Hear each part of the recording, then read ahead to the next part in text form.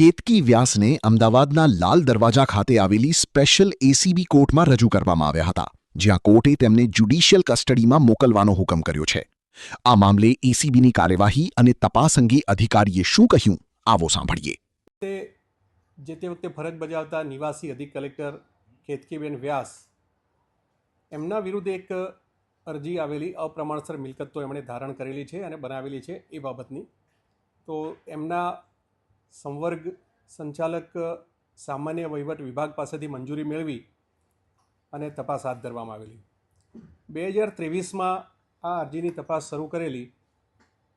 એમની જેટલી સંપત્તિઓ છે, એમની જેટલી આવકો છે એ બાબતે બધી તપાસ કરવામાં આવેલી અને એમની કાયદેસરની જે આવક, એની સામે એમણે કરેલા ખર્ચ અને વસાવેલી સંપત્તિ, એ બધાનું કેલ્ક્યુલેશન કરતાં એમની પાસે 68.84% એટલે કે 3,56,03,910 રૂપિયાની મિલકતો વધારે જણાયેલી. આ વધારે જે મિલકતો ઊભી કરેલી એનો એ સંતોષકારક ખુલાસો ના કરી શકેલા, એ આવક ક્યાંથી આવેલી એનો ખુલાસો ના કરી શકેલા. એટલે એ બાબતે એમના વિરુદ્ધ અપ્રમાણસર મિલકતો એક જાહેર સેવક તરીકે વસાવવા બદલ એમની વિરુદ્ધ ભ્રષ્ટાચાર નિવારણ અધિનિયમની કલમ 13(1)(b) અને 13(2) એ મુજબ ગુનો દાખલ કરી આગળ તપાસ હાથ ધરેલી. તપાસ દરમિયાન કેતકી વ્યાસ તેઓ સેશન્સ કોર્ટમાંથી પણ આગોતરા જામીન મેળવવા ગયેલા. સેશન્સ કોર્ટે પણ એમની આગોતરા જામીન અરજી નામંજૂર કરેલી. ત્યારબાદ હાઈકોર્ટમાં પણ ગયેલા અને ગુજરાત હાઈકોર્ટે પણ એમની આગોતરા જામીન અરજી નામંજૂર કરેલી. ત્યારબાદ આ ગુનાની તપાસ વધારે આગળ વધારવાની હોય, સમયસર ચાર્જશીટ થાય અને ટ્રાયલ સમયસર ચાલી શકે, એ માટે એમની ધરપકડ કરવી જરૂરી હતી. અમદાવાદ શહેર ક્રાઇમ બ્રાન્ચનો સંપર્ક કરી અને એમની મદદથી એસીબીએ એમનું લોકેશન ટ્રેસ કરાવ્યું અને ત્યારબાદ શેલા ગામ ખાતે એમની બહેનના ઘરે એ લોકો રહેતા હતા, ત્યાંથી ગઈકાલે સાંજે એમને ધરપકડ કરી અને અમદાવાદ શહેર ક્રાઇમ બ્રાન્ચે એસીબીને સોંપેલ છે. એસીબીએ ગઈકાલે સાંજે એમની ધરપકડ બતાવી છે અને આજે એમનો જે શિવાલિક લીગસી બોડકદેવ ખાતે જે ફ્લેટ છે, એ ફ્લેટ જે સીલ કરેલો હતો તપાસ દરમિયાન, એ ફ્લેટ ખોલી અને એમાંથી એમની સંપત્તિનું પંચનામું કરવાનું છે, એ માટેની આગળની કાર્યવાહી ચાલી રહી છે.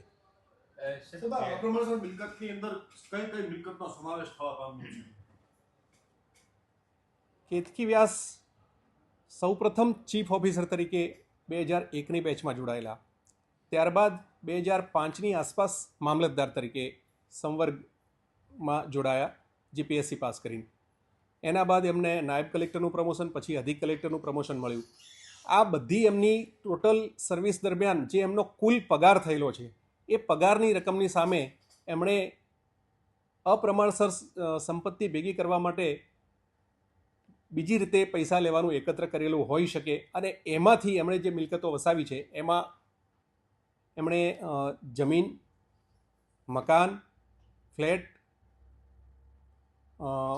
વાહનો, આ બધી સંપત્તિઓ એમણે એકત્ર કરેલી છે. સાથે સાથે આ સંપત્તિમાં એક બાબત એવી જોવામાં આવી છે કે એમના પતિ ભાસ્કર વ્યાસ, એ પોતે અત્યારે ડીવાયએસપી પોરબંદર ખાતે છે, વર્ગ 1ના અધિકારી છે. એમની પુત્રી મીરા એ યુએસએ ખાતે 2022થી ઉચ્ચ અભ્યાસમાં ત્યાં અભ્યાસ કરી રહી છે. એમના પિતા વાસુદેવ વ્યાસ એ કર્મકાંડ અને બુક સ્ટોલ વિરમગામ ખાતે ધરાવે છે. એમાં એમણે આવક ઘણી બધી બતાવી છે, જે કર્મકાંડ અને બુક સ્ટોલમાંથી આટલી બધી આવક ન હોઈ શકે. ત્યારે એ શંકા પડેલી અને એમના એકાઉન્ટ્સને બધી તપાસ કરવામાં આવી, ત્યારે પણ એમાંથી કોઈ ખુલાસા થઈ શકેલા નથી. એમના માતૃશ્રી પ્રફુલ્લાબેન એ ઘરકામ અને કર્મકાંડ વ્યવસાયમાં મદદ, એમાં પણ આટલી મોટી આવક ન હોઈ શકે. એમને ટોટલ પોતાના કુટુંબના 24 એકાઉન્ટમાં જુદી જુદી રકમો જમા કરેલી. સૌથી મોટી ધ્યાન ખેંચે એવી બાબત એવી છે કે જીવન નિર્વાહ માટે જે એક સિદ્ધાંત ઘડાયેલો છે, એ સિદ્ધાંત મુજબ સરકારી કર્મચારી પોતાના મુખ્ય આવક પગાર છે, એ પગારમાંથી 30% રસોડા ખર્ચ કરવાનો થતો હોય છે. એટલો તો થાય જ, પણ એમણે 2012-13ના વર્ષમાં 3,99,000નો પગાર મેળવ્યો છે. એની સામે બેંકમાંથી રોકડ ઉપાડ 9,80,000 કરેલો છે. સમજી શકીએ કે આગળની બેલેન્સ હોઈ શકે. 2013-14માં 4,88,000ની આવક મેળવી છે પગારની. એની સામે એમને 5,80,000 ઉપાડ કરેલો છે. પણ એના પછી 14-15માં 6 લાખ, 15-16માં 6,29,000, 16-17માં 6,39,000, 17-18માં 6,88,000, 18-19માં 8,45,000, 19-20માં 7,61,000 આટલો પગાર મેળવ્યો છતાં 14-15થી 18-19, 19-20 સુધી એમણે રોકડ ઉપાડ ₹1 પણ કરેલ નથી. શંકા ઉપજાવે છે કે રસોડા ખર્ચ કેવી રીતે ચાલતો હોઈ શકે. 20-21માં 7,14,000ના પગારની સામે ફક્ત ₹30,000નો જ રોકડ ઉપાડ કરેલો છે. 21-22માં 10,60,000 અને 22-23માં 9,94,000, છતાં પણ રોકડ ઉપાડ કશું નથી. મતલબ કે 10 વર્ષનો જે અમે ચેક પીરિયડ ગણ્યો છે એમાં 2012-13, 13થી 23 સુધીનો જે ચેક પીરિયડ છે એમાં એમણે 78 લાખનો પગાર મેળવેલો છે. સામે રસોડા ખર્ચ ફક્ત 15,90,000 જ છે એમનો. મતલબ કે જે સિદ્ધાંત નક્કી કરેલા છે એ સિદ્ધાંત કરતાં પણ એમણે ઓછી રકમ ખર્ચેલી છે અને ઓછી રકમ ઉપાડ કરેલી છે. ત્યારે વધારે શંકા જાય કે આટલી રકમ ઓછી ઉપાડ કરવા પાછળના કારણો શું. આ જે રકમ એમને પગાર પેટે મળેલી એની કઈ પ્રોપર્ટી વસાવેલી, આ બધું જ કેલ્ક્યુલેશન કરી એમની સામે એમણે જે કુલ પગાર એમને મેળવ્યો છે એની સામે એમને જે કાયદેસરની મેળવેલ આવક છે એમની 5,17,00,000 સમથિંગ, એની સામે એમની વધારાની જે આવક જે ગણાય પગારમાંથી બાદ કરતા એ 3,56,00,000ની, એટલે કે 68.84% એમની વધારાની સંપત્તિ જણાઈ આવી છે. એટલે આ ગુનો દાખલ થયો છે. આગળની તપાસ મોટાભાગે આ તપાસ બધી ડોક્યુમેન્ટરી એવિડન્સ આધારિત છે. બેંકના એકાઉન્ટ, એમની પ્રોપર્ટીના દસ્તાવેજ, વાહનો તો વાહનની આરસી બુક, એમણે કરેલા બેંકના વ્યવહારો, એમણે કરેલા રોકાણો, એ શેરબજાર, પોસ્ટ, LIC, વીમા પોલિસીઓ, એ બધું જ ડોક્યુમેન્ટરી એવિડન્સ ઉપર આધારિત છે. એટલે ડોક્યુમેન્ટરી એવિડન્સ અમારી પાસે પૂરતા ઉપલબ્ધ છે.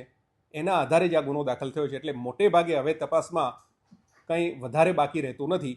એમનું જે પ્રોપર્ટી સીલ કરેલી છે એ પ્રોપર્ટી ખોલવામાં આવે ત્યારબાદ એમાંથી જો કોઈ એવી અપ્રમાણસર વસ્તુઓ જણાય તો એ આની અંદર નવો વધારો થશે. સાહેબ, કહી શકાય મોટાભાગની મિલકત છે માતા પિતાના નામે વસાયેલી. એમણે મોટાભાગની મિલકતો માતા પિતાના નામે વસાવેલી છે. એમના જે શિવાલિક લીગસી છે એ પોતાના નામે છે. Paradise park, science city road ખાતે જે ફ્લેટ છે B11 નંબરનો, એ એમના પિતા વાસુદેવભાઈના નામે છે.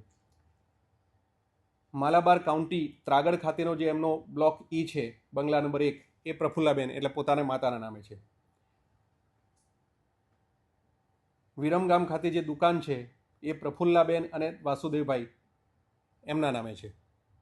એટલે પોતે પોતાના નામે પ્રોપર્ટી ભેગી ના કરી પણ માતા પિતાના નામે આ બધું રોકાણ છે એ અને પ્રોપર્ટી બધી वसावेली છે. ऐसे ही अन्य खबरों के लिए चैनल को सब्सक्राइब कीजिए। खबरों का नोटिफिकेशन पाने के लिए बेल आइकॉन को जरूर दबाएं।